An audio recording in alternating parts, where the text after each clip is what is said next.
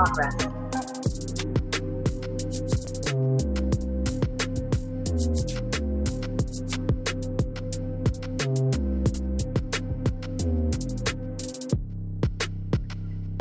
I can see you. I can see you. I see RJ. I see Mirha.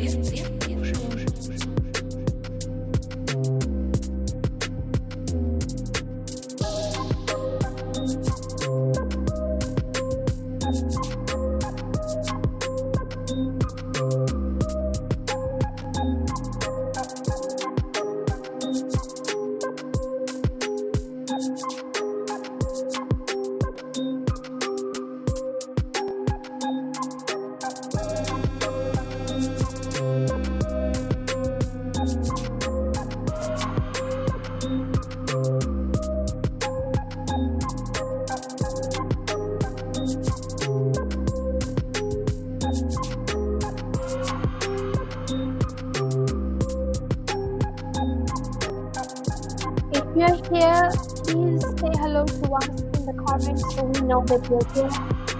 We're starting in 1 minute.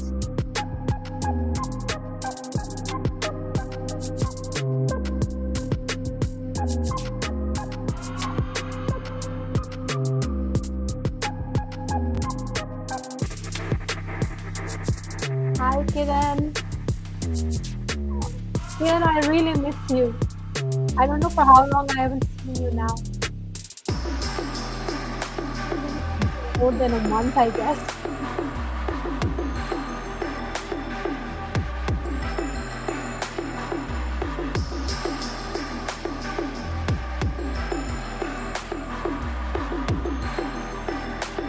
So keep dropping your hellos and your highs in the comment box. Thanks, Kiran. And Kiran, we need to meet this week.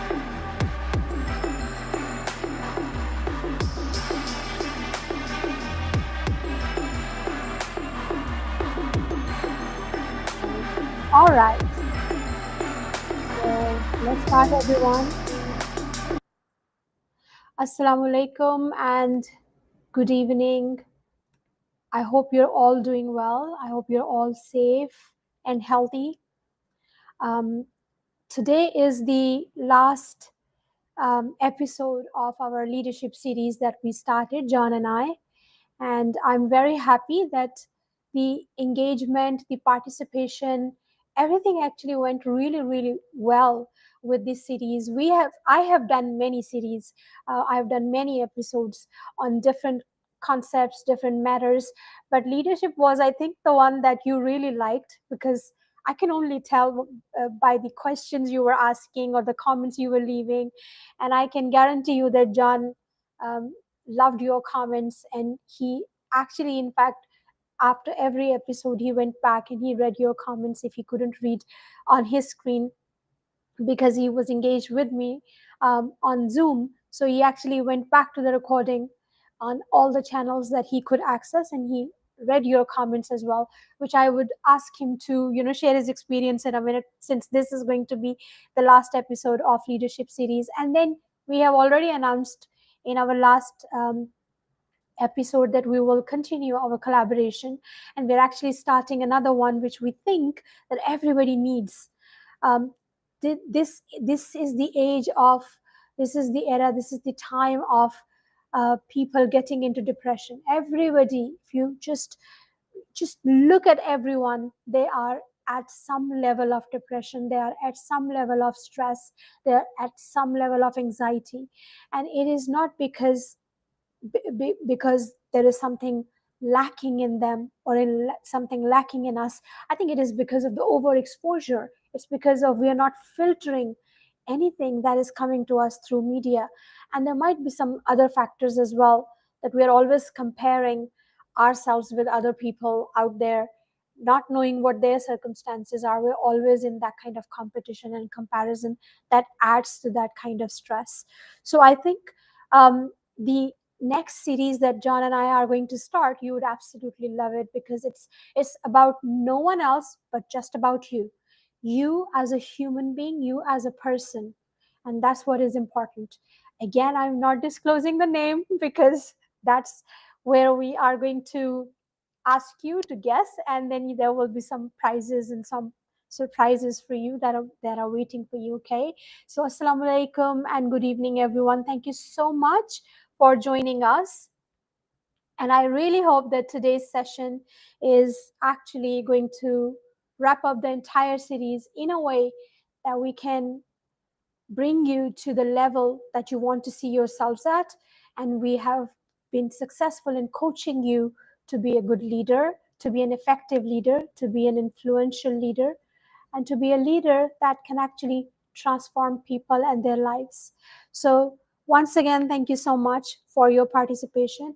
If you have you come for the very first time to my podcast, let me tell you the only rule is participate, which means leave your comments, leave your opinions, leave your questions, and during the session somewhere, I will go back. This is where I will be wearing my glasses. So if you see me with the glasses, it means I'm reading your comments, because I can't see your tiny comments without my reading glasses. So I will be reading your comments and I will be reading your questions. And John and I would try our best to answer your questions or to provide our angle or our perspective on your comments. So thank you so much, everyone. Highly appreciated that you're joining us in this learning session. And by the way, John and I have actually spoken behind the scenes, and we both agree that the learning wasn't just that we were passing on the knowledge to you and you were learning. No, it was actually mutual. Sometimes you asked a question or you left a comment that made us think about something that we never thought about earlier. So you actually contributed to our learning and our wisdom. So thank you so much for equally sharing your wisdom, because that's exactly why we are here. Remember, we told you it's not a lecture. This is a living room conversation, and we want everybody to be a part of this living room conversation. And as usual, my cup of tea is with me, and I believe John's coffee is in his hand as well. So let's start. You can be the smartest person in the room and still fail as a leader. You know why? Because leadership isn't a solo sport, it's a social one. You can't influence people if you do not understand them. You cannot motivate a team if you cannot communicate with them. And you cannot grow your vision if your only relationship exists in your inbox, where you are throwing emails at people every now and then thinking, oh, I'm very well connected. Well, that's not the connection really. That's not what how we define social skills. Welcome back to Unboxed with SG. We started this journey with self awareness, seeing yourself clearly. Then we learned about self regulation, controlling your fears, controlling your reactions, and controlling your triggers. We we reignited motivation, we redefined empathy, and now we are bringing it all together, because social skills are where leadership either connects or collapses. And of course, John is back in our living room, shoes off, microphone on, and probably ready to roast my metaphors as well. So, John, what's your take on this last episode, your reflection? Please share. First of all, thank you so much for having me be a part of this leadership series. I can't even tell you, as I've said to you before on here when we've been live and also behind the the scenes is that I can't wait for the weekend to be over with because I've been loving doing this on Tuesday. So thank you so much for allowing me to share. One of the greatest things in regards to social skills that each one of us has, you don't even have to be a leader. This carries over to your personal life as well. And I'm going to ask you a question about it. Why? And this is one of the parts of social skills. Why do you think, as a great leader, that you need to have exceptional listening skills? Well, you're asking the wrong person. I might have, I'm not joking, I might have the worst listening skills in the circle of people that I'm surrounded with. I'm working on it. I'm work in progress. I'm better than before. I'm better than yesterday. I'm better than last year.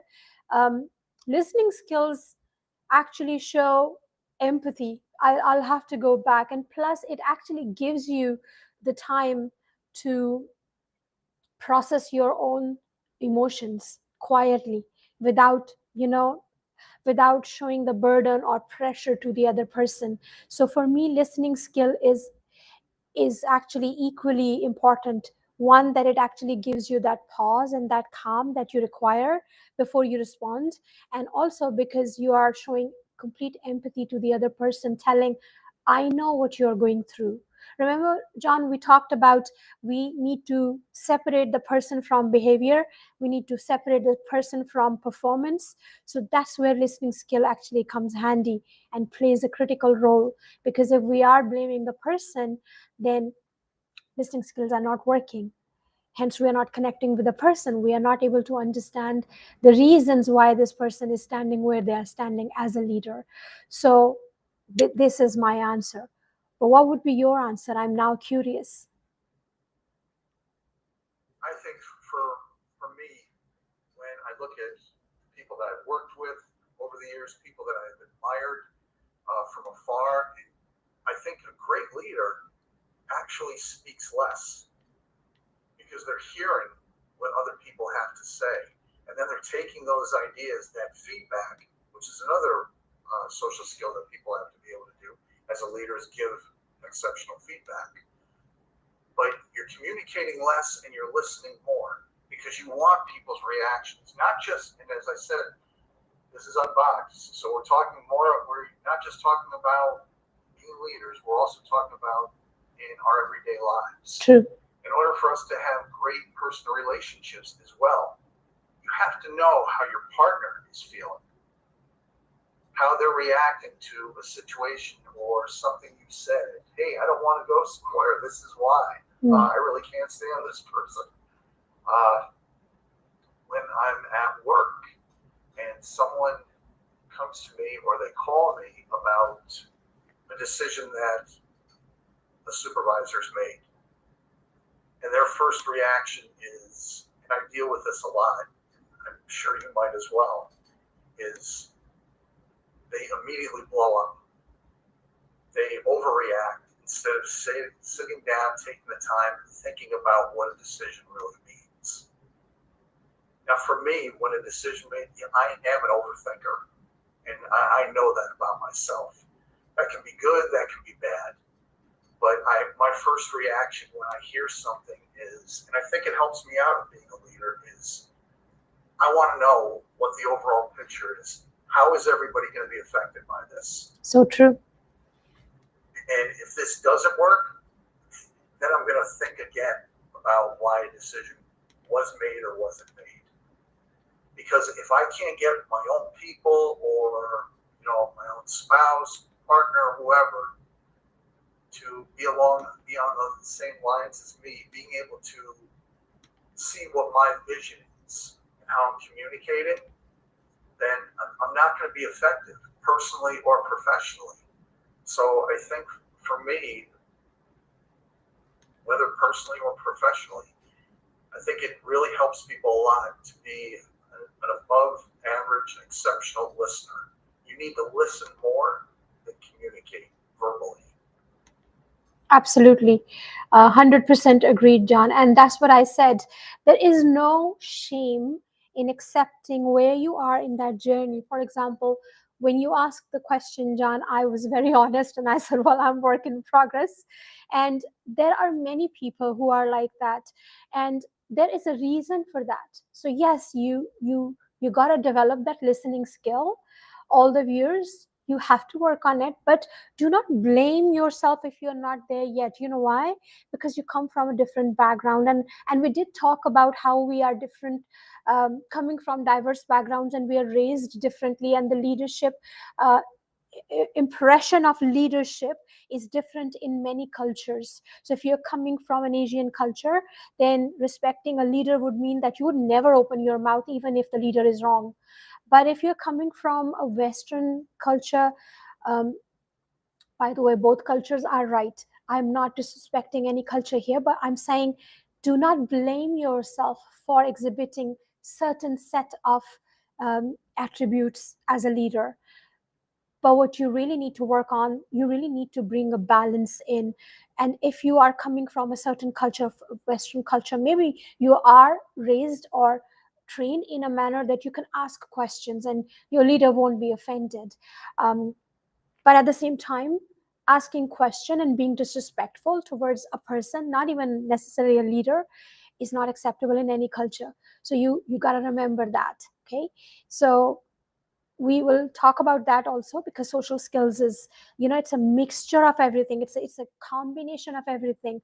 It's respect, it's listening, it's accepting other people's perspectives, it's tolerating other people's perspectives, but also redirecting them when it's not appropriate. So it's a mixture of many, sub skills basically, and we'll come to that later. Perfect, John. So you are ready for this one, because today we are diving into what I call the social bloodstream of leadership: communication, influence, presence, and connection. So these are the four things that we are going to be looking at.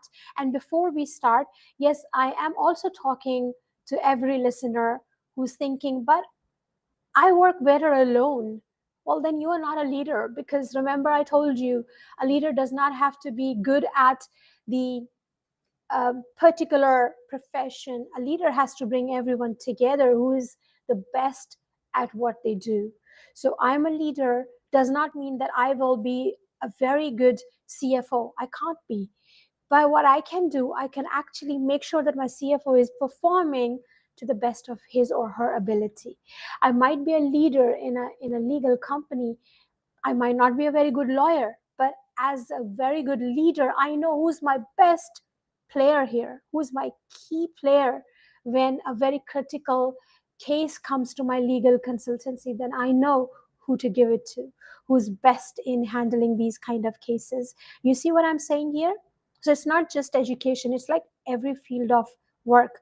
You would know if you are in a medical facility, if you are leading it as a leader, you would know who's your best surgeon, and that kind of case should not be going to that kind of person, it should be going to that kind of surgeon. So you as a leader, it's very important that you bring all those skills together, and you know where to look, who to rely on when a specific demand or need is there, right? So the very first thing that we are going to talk about is communication that connects. Let's start with the obvious: communication. People think social skills mean talking more. No, it doesn't. It means being understood more. The loudest voice isn't the leader, the clearest one is. John, what's your take on it? I think one that can communicate a vision, one that's able to bring people together to achieve a common goal. That, I think, is what makes a strong leader. We might not all be on the same page all the time in regards to how we get to our end results. But if we don't have a leader that can communicate the vision, and you and I have talked about this in the past leadership series, it's about not every idea that is brought to us might not be able to work at that particular time, but it should never be discounted. And it could be something that, hey, this might not fit right now, but this can fit down the road. So it's getting people to understand that that is part of a vision, and being able to influence that vision is what makes a successful leaders. So true. John, let me just very quickly acknowledge some of my viewers that I'm seeing for the very first time, but I know them from before. So, Humaira, thank you so much. I'm so glad to see you here from Islamabad. I know who you are exactly, and I appreciate your attendance and your participation today. I am also looking at Ursulan. Ursulan was my student, John, when I was very young. Like I was 18 years old, I guess, and I was on a college break. So I did a temporary teaching assignment in one of the schools for about 30 days or so. I can't even remember for how long it was. And he was there in grade 9 or 10, probably, my student. And he's attending today, and he's a very successful lawyer. I'm so proud of him.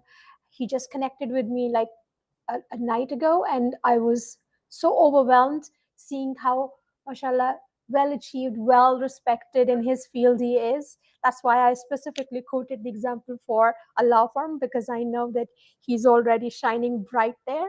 And then I have Mirha here, and I know her. I just can't place right now. The name rings a bell.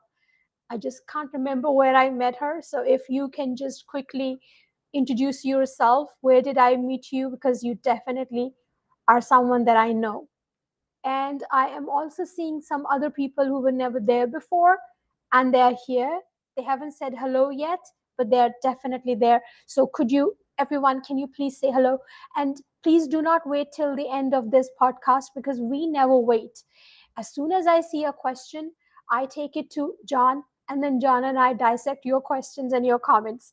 So you do not have to wait till the end. Please let us know if you do have any question or any comment, okay?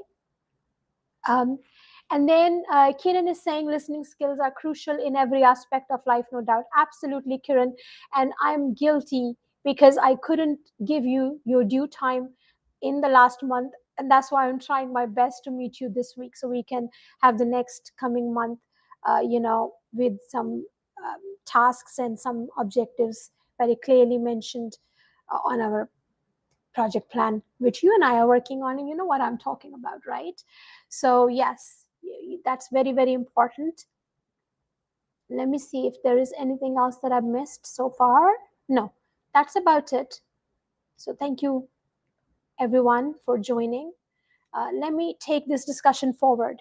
So, what John said, I completely agree with that. And that's why when I'm coaching the educational leaders, the new leaders in the school, I always tell them about 3 R's. The very first one is relate. Start human. You know, when you are becoming a leader, doesn't mean you do not have emotions. It doesn't mean that you have to act with a poker face. It doesn't mean that you will not relate with other people because that will take your superpower away. No, it won't. So start human. Build context before content. Connect with people. The second R is reveal. Share your intent. People can't follow what they cannot see. If your intent is their success, that you want them to be successful, please mention it to them. Let them know that this is what you want from them. You want them to be successful. And this is very important message that you can convey to your team members. And then the third R is refocus. Bring every message back to purpose. So let's say we are having a pizza party in the staff room. Good, we had fun. We played carom or whatever board game you could play in that staff room, and you had some good time with your colleagues, with your employees, with your team members, but then bring them back to the purpose. Never lose sight of your purpose. And sometimes you will be able to explain it better when you are in that informal setup. Formal setups very important, but informal setups are even further important because sometimes people are not coming to those meetings or those gatherings with any shield or any guard. So once they're off guard, that's when you actually connect the best. So tell them what your purpose is. If you're opening, like I'm opening a special needs center, I'm telling my team what my purpose is for opening it. If I'm opening a school, I'm telling my team this is my purpose. If I'm working on teacher development, then my team knows why I'm working on teacher development with another school. So you see, there is always a purpose behind every single project that you are working on. So always talk to your team members, tell them what that purpose is, what that intent is, whether it's a town hall, a meeting, or a 3 a.m. WhatsApp message, which I'm trying my best not to send to the people. But as I said, guilty as charged. If people don't feel your clarity, they won't trust your direction. And this applies to your personal life too. You cannot build a side hustle, pitch your idea, or attract collaborators if if it sounds like a PowerPoint. Communication builds credibility before cash flow. So it's very important. Now, why I mentioned this side hustle? People who have been regular ever since I started my podcast for last 4 months, they know it very well that I'm always encouraging people to build a side hustle, pitch your idea, attract collaborators, but do not make it sound like mechanical. Do not make it sound like everything was written by ChatGPT and nothing is coming from your heart. I want you to build your side hustle because it will come handy when you will be trapped in an office politics situation, when you will be laid off without given any proper notice period, which is what my trauma was, which I shared with you very openly in my last episode or the episode before. So I wasn't ready, but now I am. And I'm seeing how it's changing my life every single day. So the side hustle, everyone, that's important. Very important. Do not think that you have a good job, so there is no need to build it. As a leader, as a sister, as a coach, as a mentor, whatever you consider me in your life, because you've been coming back to my sessions. So I think I'm qualified to tell you that it's very important to build a side hustle. Start now while you're still on jobs. Okay? So then you are not relying on just on your job. If something happens, you have a side hustle with passive income that is generating some income for you, and you don't have to be desperate, or you don't have to go into depression, or you don't have to be traumatized by the situation. So I would certainly want to see you as financially independent people, no matter what walk of life you're coming from. Okay? And I have many ideas that I want to share with you, which probably we will be covering in our next series that John and I are planning right now. I think while John will be all emotions, all psychological backgrounds, in depth analysis of your personality and how to build, what to build as a person, I will be talking about completely as a financially independent person now, since I've experienced it and I've seen how brilliant that idea is. And I'm literally surprised why people are not paying attention to it. So yes, I'm pitching my next series to you already. It's free. What's the harm? Just come join. If it works for you, it works for you, right? Okay, John, back to you. What are you thinking right now about connection, about clarity, or anything before we go on to the next topic for our social skills? Actually, what I'd like to do is add on to what you've been talking about. When I started to do my reels on LinkedIn and Threads and Facebook and Instagram, and one night you started watching them and you reached out, and I started communicating back, and we started going back and forth. And you said, hey, and you wrote one time, hey, would you consider being on my podcast? You sent me an example, and I sat and watched it. And I thought to myself, very professional, very open. The host makes their guests feel really relaxed, and we had a little bit more of a conversation about what we were thinking about in regards to leadership. And when you talk about side hustle, no matter what it is, no, you can't do it alone. True. You need to find, if you want to be a success, depending on where you want to be on the success ladder. If you want to be here, you're not going that far. The more successful you want to be, is the more you've got to level up. You cannot do that alone. You have to have a collaborator, a partner in this. Absolutely. And after our very first podcast together, we stayed on at the end, and we wound up talking for another half hour about both of our thoughts in regards to leadership. And you said, "Hey, if you have any other ideas," and I said, "Actually," I started mentioning about emotional intelligence, and that started a collaboration between you and I. And as you said, you addressed this right in the very beginning.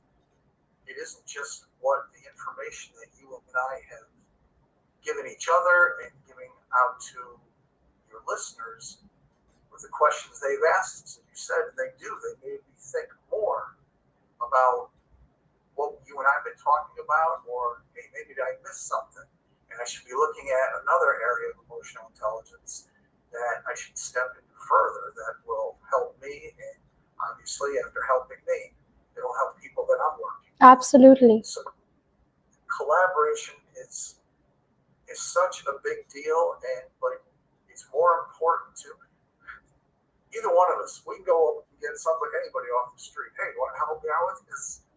But you don't know what the person is like. And it doesn't just happen like that. You do have to have a conversation, and you have to see, is there the right chemistry? Can these people get along with what they're saying? Do I think this person can help me? Do we have the same kind of views as to what leaders can do? You brought up something very eloquently in the beginning, and in regards to cultures. And it is about what one side does in the Western culture to what one group does in the Eastern culture. And that should be respected. And if I'm over there, I know I have to do something a certain way, just as if you were over here. And it's not taking away from our beliefs and what we believe in. It's just doing what's right. Agreed. Fully agreed. People, I don't want to say buy in. Well, actually, kind of this part of the word. Yeah, if you want them to buy in as to what your philosophy is, what your vision is, how clear you are, and how focused you are, you have to have the right people around you. So, as I said, if I didn't have the right collaborator here, you and I would have stopped this a while ago. And that is absolutely correct. Thank you so much. Enjoyed my time. Yeah, it takes two. It takes two to make it work. Absolutely. Each week, I have gotten so much out of these podcasts, and you have done an amazing job. Thank you, John. Thank you so much. But you've been a great partner in this podcast, and that's why I was open to even go further. And by the way, everyone who is watching right now, and I know because the recording will be available on all our channels, please know that John is a certified leadership coach. And if you're struggling with your leadership skills and you want to improve, or you want to become a leader in the future, please reach out. He's already connected with me on LinkedIn. And every time I do a podcast with him or leave the recording, I always tag him on LinkedIn. So you can always reach him, please. And you can book your one-on-one sessions with him, so you can have a plan that he can help you with. And this is very, very important. And let me be very frank and clear, everyone. Since I've spoken about the financial independence, you need to understand how it works. When John and I come here and connect with all of you free of cost every week, that is where we are showcasing our skills to you. So you know that if you are going to go spend some money on some kind of teacher training, group training, your friends coming in, or you want one-on-one coaching or something like that, obviously you will have to pay for that. But you would know from this podcast that I have been doing very, very, I would say regularly. I think there was only one weekend. Oh, sorry, there was only one Tuesday when I wasn't available because I was off sick with COVID. So I'm telling you that we are very committed people. And if you will come and talk to us individually, independently, you'll get the kind of coaching or mentoring that you are looking for. But that will come with some cost, because that's the side hustle I'm talking about. And we can train you for that as well, because you definitely are good in something and you do have a niche that you have to untap. And more on that will be in our next series. But let me quickly read some of the comments that I'm receiving. And the very first one that I'm going to look at is Mirha Habib. Informative session. Thank you so much, darling. I'm so glad that you're finding it full of information. And then we have Sarah saying, in leadership, do social skills come naturally or can they be intentionally developed? Oh, that's a brilliant question. John, you want to take it? Yeah, thank you. I do think that social skills, leadership skills can be developed. So here you brought up a really good, and I was sorry that I felt like I caught you in something earlier when I said, hey, I'm going to ask you about listening skills. And I saw the look on your face, and you're like, well, it's something that I'm working on. Yeah, because I am. And that's true for all of us. If we don't feel that we need work in a certain area, that's going to be the first thing. Not just as a leader, but as an individual. Hey, do I wish I was perfect 100% at everything? Absolutely, we all do. But there are certain areas that all of us need to work on. And listening skills, you can teach people to be a good listener. You can teach people to be more self-aware, to be able to self-regulate. Absolutely. Each one of those things, because being able to motivate people. Is motivation that's tough for people a lot of times? Yes. Would I love to see people motivated 100% of the time, every time they come to work? Yes, I would love it. Does it happen that way in the real world? No, it doesn't. Because you have to understand the people that are working, not just for you, but with you. And I like to use the term with you, because as a leader, if I don't show my people that I'm in it with them 100%, and I'm taking ownership of this as well, then I don't feel that I'm going to be taken seriously. So I want to show people, hey, look, I might have a title. Doesn't mean that I know everything. I've got to learn from you, just as you've got to learn from me.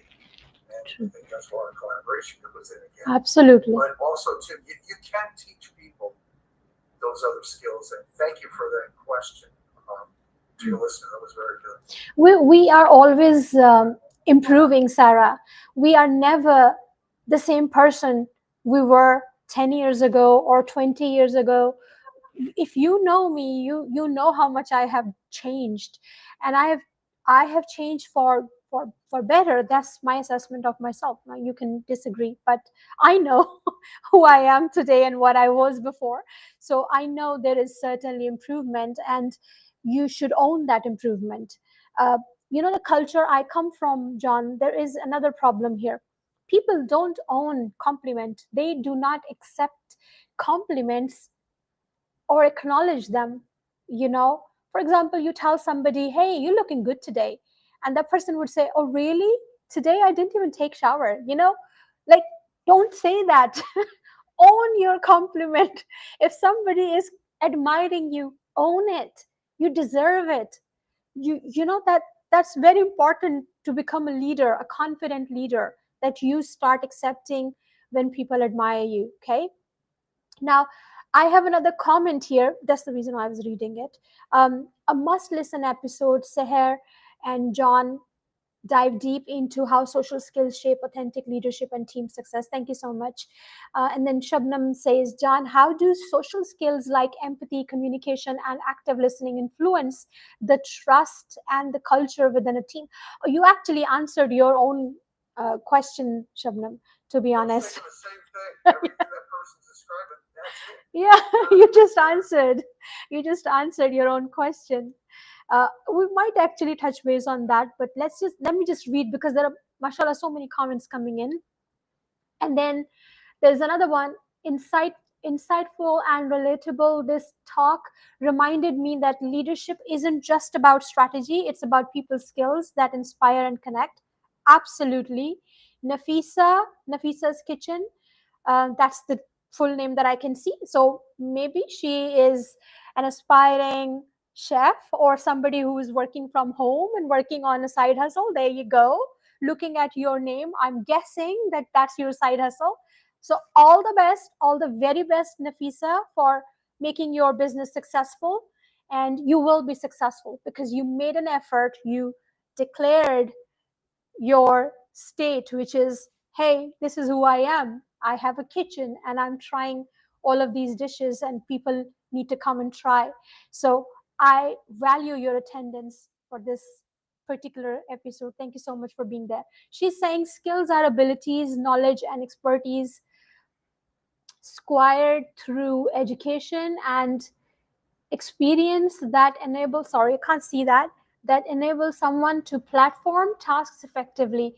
Well, that's correct. Skills are abilities, knowledge, and expertise. You're absolutely right. Then Rafia is saying this podcast is a great opportunity for us. Thank you so much for acknowledging it. Sarah is saying, I found change difficult in some aspects. Yes, we struggle. I can tell you, Sarah, that sometimes leaving who you are is very difficult. And we keep clinging on to those self limiting beliefs that are not even ours. And somebody gave those beliefs to us when we were growing up and when we were raised, or the community we were raised in. And now, when we are trying to become who we really are, we are always worried that what are people going to say? Let me give you one example, a very simple example. When I did my very first live, I was like, oh my God, what are people going to say? Why I'm sitting on live and why for free? I thought about it. And there were so many things that were rushing in my brain because I thought, that's not a good idea. It won't work. But guess what? It did work. And you are an example of how successful it is right now. So thank you so much for letting me believe myself. But yes, it is difficult. Then Fatma Kiani, thank you so much, Fatma, for joining. And I know you've been regular, so thank you for coming back. And yes, um, Nafisa, that's right.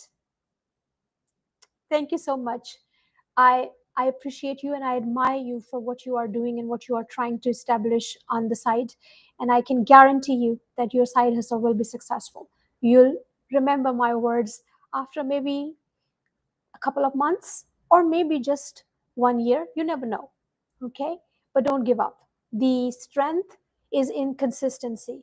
You have to be consistent, whether or not somebody liking your videos that you're making, whether or not somebody attending your podcast or your live free lives, you be consistent. Don't give up. Stay there. All those people that you are seeing around you who are now getting those million views and all, sharing knowledge, and you like them because they're good influencers, they have good content, they were not there a couple of years back.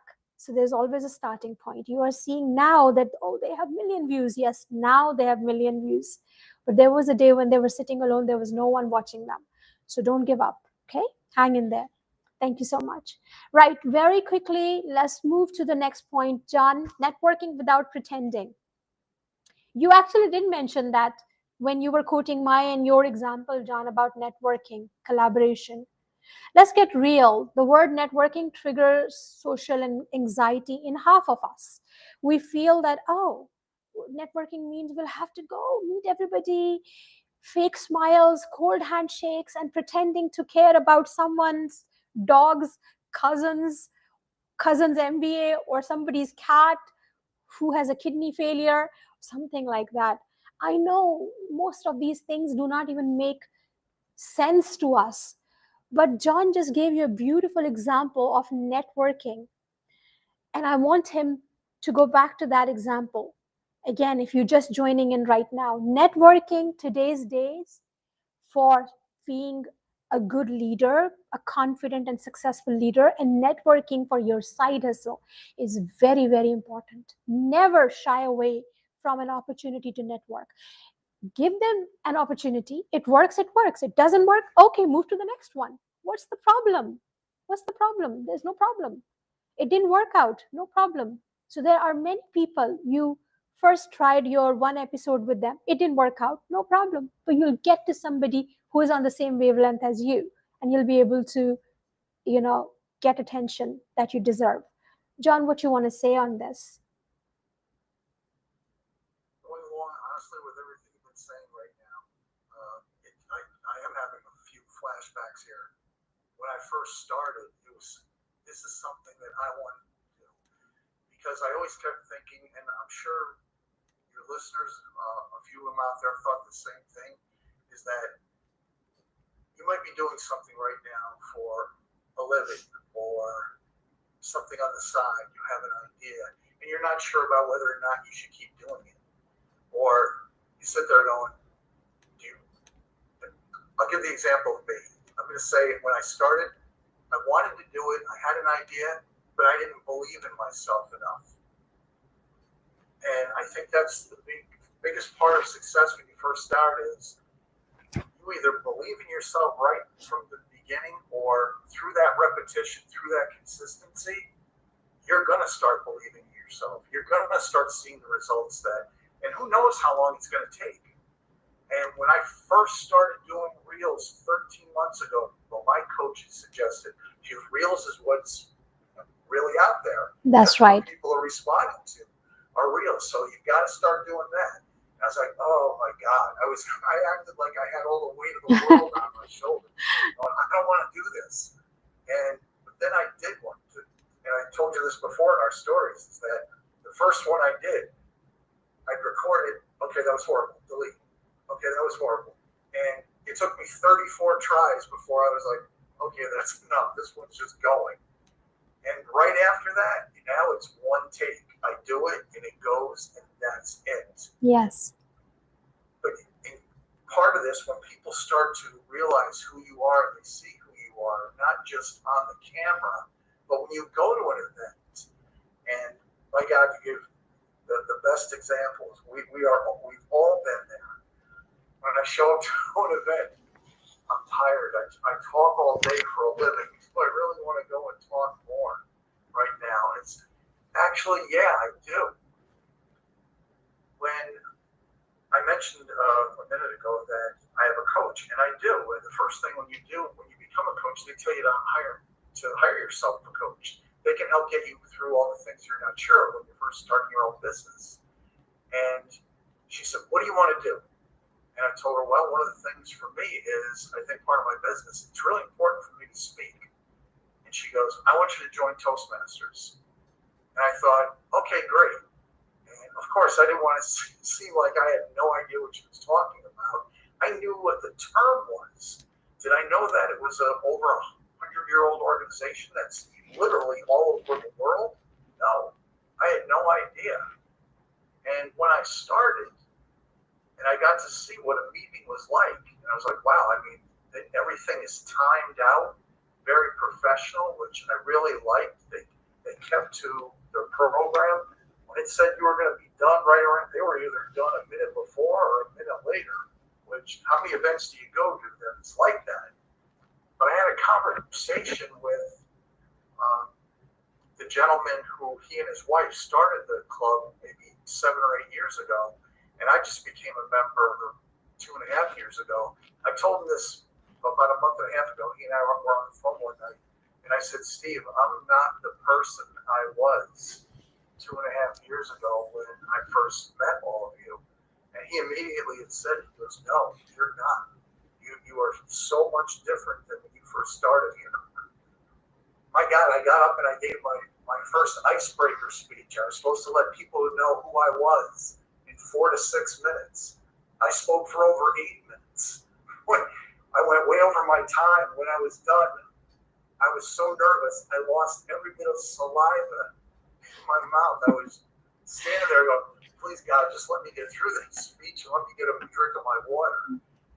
But, and I thought to myself later on, I did it. But you know something? Going to Toastmasters opened a door for me with all these people there that all came from different backgrounds, who were very welcoming. They were very warm. Hey, how can I help you? And that's another part that I don't think we all think of is when we're networking. Yeah, we might all be a little bit scared, a little shy when you first walk in. But guess what? If you are committed to take that next step in your leadership journey, your side hustle, whatever you're going to do, you don't know who that person is in that crowd that you're going to be meeting. That one person can take you to a level that you never thought possible. Does that happen all the time? Absolutely. No, because you don't know. That's the importance of going and getting yourself out there and talking more. And we all don't do that enough. We have to get outside of our own head and stop thinking that, hey, I might not be good enough. Well, guess what? You are. You're just as good as anybody else in that room. Your idea is just as important as everybody else's in that room. And your idea might help out more people in that area than anybody else's can. Absolutely. So get yourself out there, put on that brave face, and I guarantee you that one connection can bring you in areas that you never thought possible.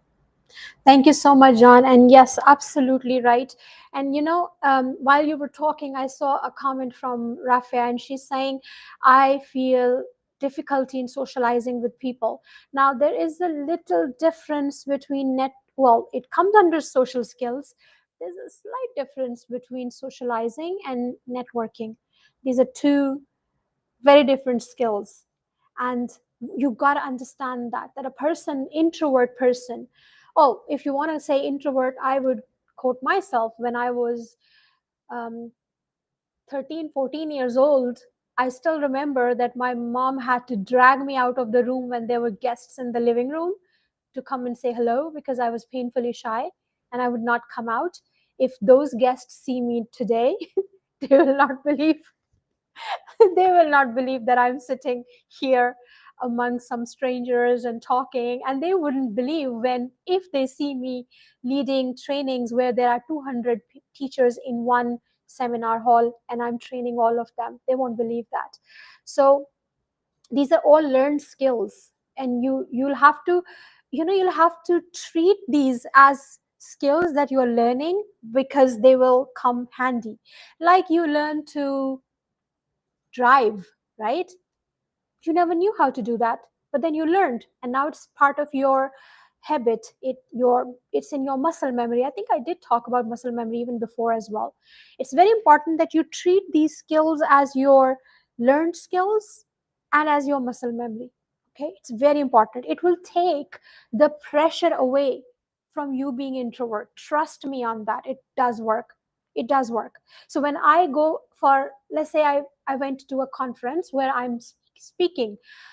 Now, networking would demand that I would, after my speech is over, after my presentation is over, whatever I was doing there, after that, during the coffee break, during the lunch break, and during the other sessions, during the workshop, hands-on activities, whatever is happening around me, I actually go to other people and I introduce myself and I try to learn about them as well, like one or two facts that are, that are of my interest. Like, what do you do? Oh, wow. And how did you overcome that? Think of a problem that this person is already, without telling you, is telling you that he is now this person or he has this skill. Talk to them, show interest in their growth journey. There you go, you're connected. But if you will keep it, oh, I'm so glad to find out that you have a cat. Yeah, it's a good connection strategy, but it's not going to serve you, because you're not learning anything about this person apart from that this person has a cat. If you're not a cat person, that piece of information has absolutely no value to you. So be very specific about what you are asking in those gatherings, in those conferences, in those networking um, opportunities. And here is a tool that you have to remember. There is something that is called the circle of authentic influence, and it has 3 layers. Let me take a moment to take you through these 3 layers. The very first layer is called the inner circle, the 5 people who challenge your ideas, not just cheer them. These could be your family members, like when you are telling them, I want to open, I'm going to quote my example again, I want to open a special needs center in Pakistan. Well, why you want to open it? It's because what I opened before didn't work out, so I want to take a diversion here, and I want to tell myself that I can still be successful even if my one project failed. So it's going to bring some validity to what I'm going to do or what I'm trying to do. And there are people who will challenge your ideas. They're not discouraging you. You got to understand the difference between the two. They're only challenging your ideas, so you can think about pros and cons properly. That's very important whenever you're starting a new business. And that's your inner circle. People from outside are not going to give you that kind of information, and they will not be interested in challenging you either. Some of them, in fact, will be sitting and waiting. Let me see when they will fall, when they will crash, when it will all burn for them, you know? So that's your outer circle. Don't care about them. Be focused about your inner circle and ask them what they think of your idea. Receive feedback. Either you convince them or they convince you. One thing has to happen, right? So pros and cons exercise is very good, especially when you're talking about thinking about networking. So that's your inner circle of network. Then you have growth circle. That's a very important circle. John is in my growth circle, and I am in John's growth circle. Okay, that's an example. That's a very clear example. It's a beautiful example of growth circle. People who operate where you want to go, your mentors, your connectors, your peers. So this is where John and I are. We are supporting each other as in our growth circle, basically. Okay, and then there is a third circle, which is called give circle. This is the one you help without expecting anything back. For example, I'm doing every month, I'm doing one free training, and every Tuesday I'm running this free live session for you. That's my give circle. This is what I'm doing without expecting anything back. You may or may not come back to me for any further services that you will be paying for. So it's a chance, right? But that's fine because I'm happy sharing what I'm sharing right now. So this is my gift circle. I don't have any expectation that you will come back to me. You may or may not leave a like on this podcast. You may or may not refer this podcast to other people who do not have finances to support their professional growth, and they could actually benefit from it. So if you will spread the word and tell, hey, by the way, these two crazy people are sitting on Tuesday, at nighttime in Pakistan and daytime in USA, and they are both talking about personal professional growth. So why don't you, if you don't have money, just go and attend those sessions? If you don't want to spread that word, that's fine. Again, that's something that we're not expecting. It may or may not happen. So these are the 3 layers of the networking circles that you got to remember. And this is absolutely fine, whichever circle you place different people, because nothing is actually harming you. Nothing is harming you at all. It's all going to be beneficial at the end of the day. Rotate through these circles weekly. Send a message, connect, check in, offer value. You'll never have to network again because you will already be known. And if you are building a side hustle, this is your oxygen. No one buys from strangers. They buy from trust. And trust comes from consistent, authentic connection. John, you want to wrap this point up? No, honestly, that was perfect. I was listening to it and I was like, wow, how do you even add to this? Um, I think everything you just said, both addressed so far. So I'm going to leave that alone. Okay, so then I would move on, John, and you can sip your coffee in the meantime. Um, we will go to the third point. If you remember, we are already unpacking four of the points here, and I'll remind you again once we reach the last point what those 4 points were. The recent one that we just spoke about is networking without pretending. Okay, so you don't have to pretend to be somebody else. You are who you are. The third thing that we are talking about right now is influence versus manipulation. John, you want to open that one for me this time? Influence versus manipulation? Influence is, for me, it's about inspiring your team, people in your personal life, helping to get to your vision, to your goal, and things that we have already talked about. When you're influencing and when you're inspiring in a certain way, you are building not just trust, you're also building your credibility with people. Manipulation, even when you hear the word, it doesn't sound good. Yeah. Because people will often refer to it, it's in a way that you might have to deceive someone to get them to do something that they might not necessarily want to do, or they might not even think is wrong. But when you're manipulating someone, you're more or less doing it for your own purpose, for your own goals, not for the teams. True. Let me quickly read some more comments here, John. You would love those. And then there is a question as well. So Kiran is saying networking and collaboration are undoubtedly the most powerful tools in any field. Absolutely, Kiran, and you have just recently experienced the networking and collaboration. So obviously, maybe next time you can come online and show your face to other people and share how you struggled, what were the struggles, and what you think could be the best way of dealing with those struggles, because you just very recently in the last 2-3 months you went through that complete cycle of networking. Then we have RJ saying thanks ma'am Seher for explaining. Sarah is saying we are in your combined circle and we love it. Wow, thank you so much, Sarah. You are in the Venn diagram. You know about Venn diagram? Venn diagram is where all the circles are overlapping each other and that's where you are. So thank you so much for mentioning that. Then there is Kesra. Kesra, welcome back, darling. You were missed, to be honest. So I'm glad you're back to this episode, and don't miss the next coming episodes. Next Tuesday we're not doing anything. We're taking a break, John and I, and then following Tuesday we'll come back with a new series. And please come back because it I can guarantee you this is going to solve so many of your problems. So Kesra is asking, do you think mindfulness techniques play any important role in leadership? Mindfulness techniques. Isn't it what you were talking about, John, the manipulation and all that? Yeah, excuse me. I think mindfulness takes a huge role in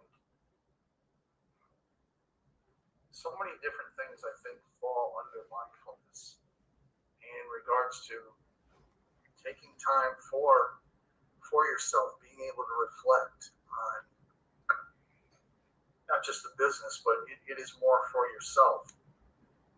There's things that I don't know if you've ever done it before. Personally, I do it and it actually helps me. And I think, my apologies, I think we did talk about this before.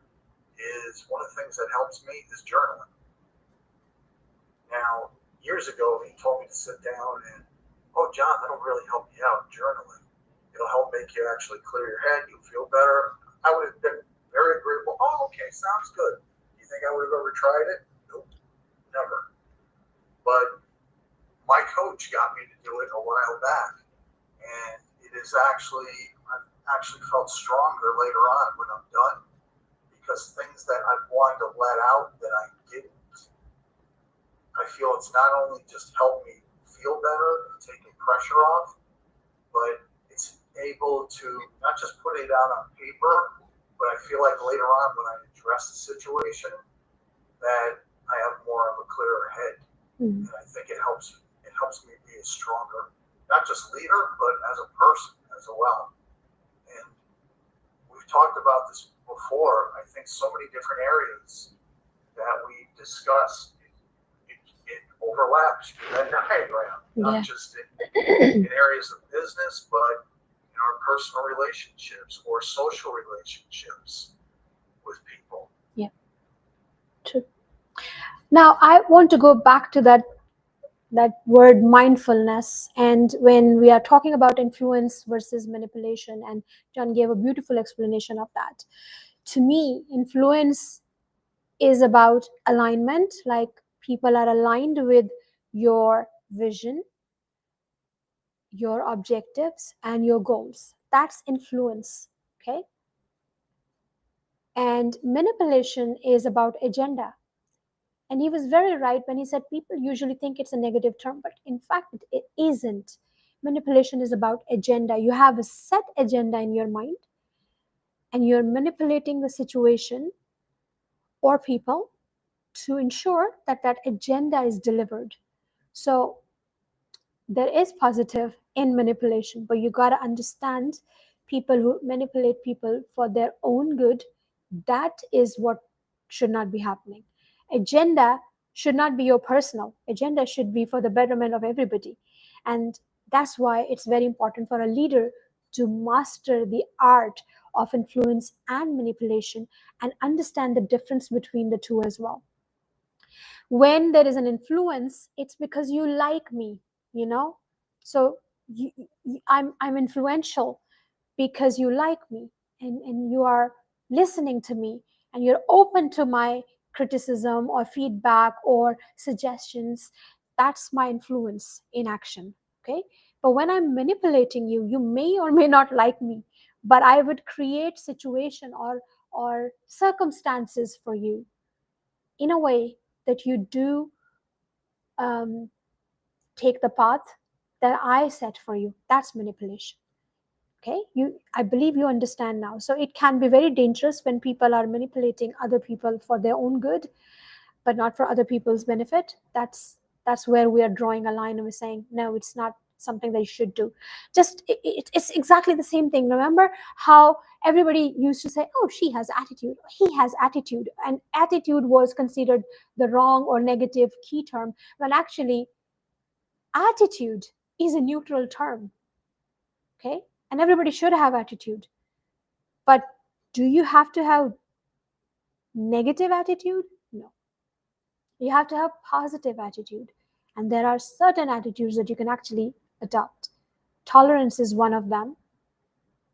um, Accepting other people's perspective is one of them. Empathy is one of them. So these are attitudes that you can learn. These are positive attitude. Exactly the same way there is manipulation, which is good or bad manipulation, and you can master the art of manipulation but use it for good. Okay, once you know how to manipulate people, please do not turn them into your puppets. That would be the worst thing that you could do for somebody. Okay, so the difference is actually in intention. I always say if you have to hide your goal, you have already lost your integrity. You're not a genuine person anymore. If you have to hide your goal, people should not be near you. You should not be leading anyone, to be honest. So influence is actually earned, not engineered, but manipulation is engineered. I hope that I explained that to everyone. There are three pillars of ethical influences that I wanted to talk about very quickly, because we're not going to go deeper into it. There is one thing which is called transparency.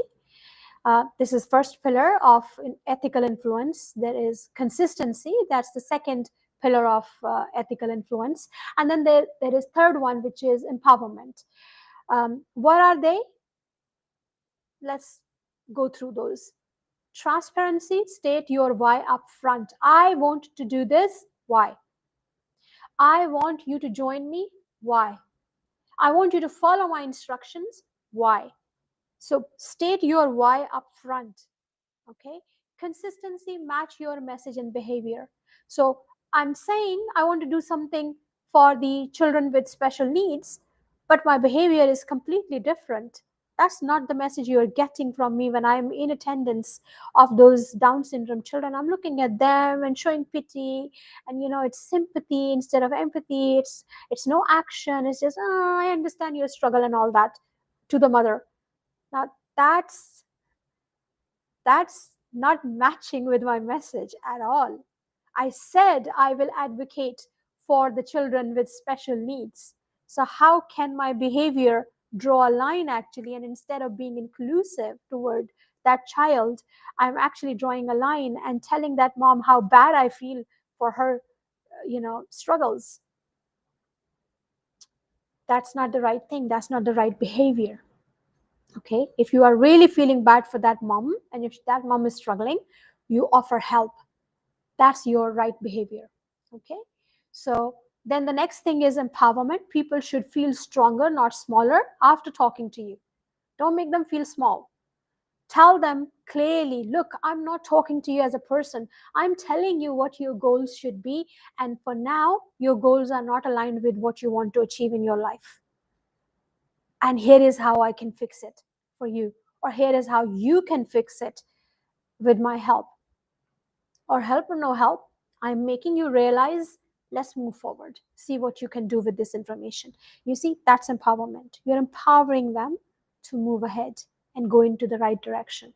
So that's very important for leaders, and this is coming all under social skills. Remember, we are talking about social skills today, and right now we're talking about influence and manipulation, and I'm talking about ethical influence right now. Okay, when you lead like that, you don't need persuasion tactics. You become the example people naturally follow. And guess what? This also applies when you're building a side hustle.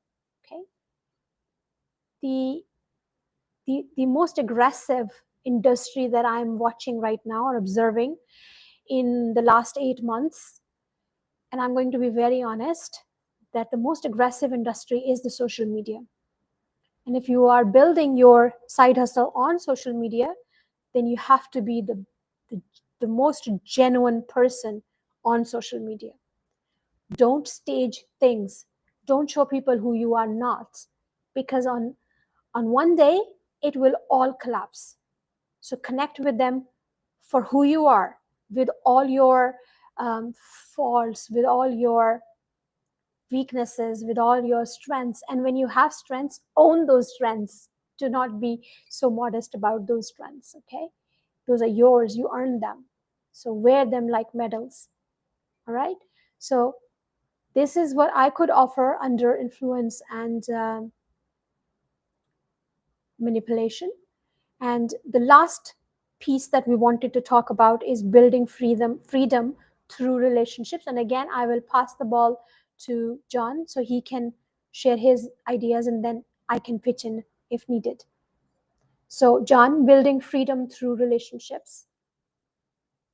Honestly, the first thing that comes to my mind when you say that is an example you gave earlier in regards to your different circles and the growth circle.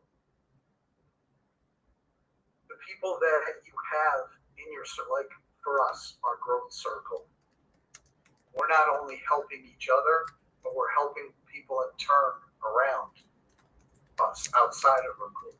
The people that are listening, not just here today, but the people that are going to listen later on, and that are going to be able to reach out to other people. But it's also, as you stated earlier, and it isn't just us helping people here. It goes into our side hustles and how it's going to help us or the other people that are doing the same thing grow. And when you were able to do that, the better you get at this, the more people that see you, the more consistent you are, being authentic, being consistent, putting yourself out there, people are going to come to you, and the more successful you are, you are actually building your freedom. When I first started doing this, and I was listening to Tony Robbins, Dean Graziosi, and I'd done a few seminars and of theirs that they ran, and people that they interviewed, why do you want to do this? And they said, just aside from helping people, how do you want it to affect you? And one of the first answers was, I want to be more free in my life. I want to have more time to be with my family or pursue other interests. And you're able to do that by the term that you used here earlier, your growth circle. True. Thank you, John, for sharing that. And as I said, that we are reaching I just made a comment, I just typed a comment in the comment box for everyone that we're reaching the end of our podcast. If you still have any questions, please feel free to ask. If we were not able to answer your questions during this talk, we'll certainly come back to the comments and we'll answer there. Building on what John was telling you about building freedom through relationships, here's where I connect social skills to something bigger. And he has already spoken about it. That's freedom. Let's be honest. If all your influence exists inside one company, one job, or one industry, you're not secure. And I think if you will say, Seher, say this a million times a day, I'll repeat this a million times a day. You're not secure. Your job's not secure. You are stuck and you'll be laid off any minute. So what you got to do, you got to work on your freedom. That's why every leader, no matter how senior, should build a side hustle, a second circle of purpose, not for money, but for mobility and for survival when it comes to that. I say this all the time. Don't build a career that collapses the moment someone else changes their mind. Don't build a career on someone else's decision of hiding you, fighting you, letting you go, or laying you off because of the restructuring or whatever the reasons are. Don't build your career on that. Build your career as if you are a brand. So wherever you stand, that's where your career starts, that's where struggle starts, that's where your success starts. A side hustle isn't a rebellion, it's insurance. It keeps your confidence alive because your value isn't owned by anyone. And when I'm the queen of frameworks, I think now I can take that title happily. So here's another framework, a quick one for you: the dual impact map. It's very important that you understand it, just like you understood circle. I could see clearly that you were enjoying the circle. So this is the dual impact map. Dual impact map means, imagine roads in your head. Lane 1, influence the world you impact through your leadership. Lane 2, the world you create that can stand without your title. I am no longer a head of education in a company. I'm no longer a principal in a school. I'm no longer a PYP coordinator in a school that is offering IB curriculum. I'm no longer an IB trainer, but I'm still a trainer, and I'm a good one. I'm still a leader. And oh yes, I'm a good one, and I believe it. And I can transform people around me because I've seen that happening, whether or not I'm employed by somebody or not. Now that's your independence, and that's where you need to reach. It's very important that you understand that as a leader and as a person. Every week, ask yourself, what did I do to grow each lane? If the answer is only about meetings, congratulations, you're messaging other people, that's managing, that's not leading at all. I'm not telling people to quit their jobs. Please don't get me wrong. I'm telling them to quit depending on approval for survival. Social skills, build relationships, side hustles, build freedom, and together they build leaders who cannot be controlled. They're out there, unleashed. Who can control them now? Who can fire them now? Who can lay them off? Who would talk about restructuring anymore? No one, because you built it yourself. When I'm closing today, Social skills aren't small talk, they're the art of connection, the bridge between hearts and results. You can know everything about strategy and still fail because people don't follow PowerPoints, they follow presence. If you have been listening through this series, here's your full picture. You start with self awareness, know yourself. You master self regulation, control yourself. You build motivation, drive yourself. You lead with empathy, understand others, and you complete it with social skills, connect everything and everyone. That's the 5 piece architecture of emotional intelligence that we were unpacking, John and I, and the foundation of modern leadership. But let me leave you with this: leadership without a life beyond it is a trap. The same way you build relationships, build alternatives. Because if all your worth lives in your job title, the day you lose the title, you lose yourself. John, thank you once again for another unfiltered, ridiculous, and real and raw conversation. I would say that because we keep bringing in our own weaknesses and how we emerged and grew out of those weaknesses. So, thank you so much for bringing that honesty and that rawness into this series. I absolutely loved it. I learned a lot from you, and I really hope that people can see how much you could offer to them if they were reaching you individually, if they needed that help. And to everyone listening, this was Unboxed with SG. Connection is your power. Freedom is your backup plan. And the leaders who last are the ones who learn to build both. Just remember that.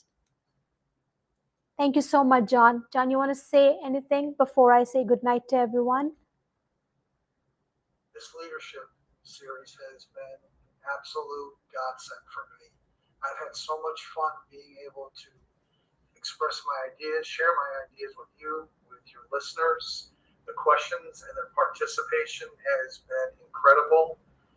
For me personally, I really try and do my best to follow those 5 core components because it isn't just helping me be a better leader, it helps me be a better person, a more sensitive person to what other people are going through.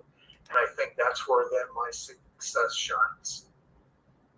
Thank you so much, John. And you and I are connecting again, hopefully, inshallah, not next Tuesday, but from the next Tuesday, we're starting a new series.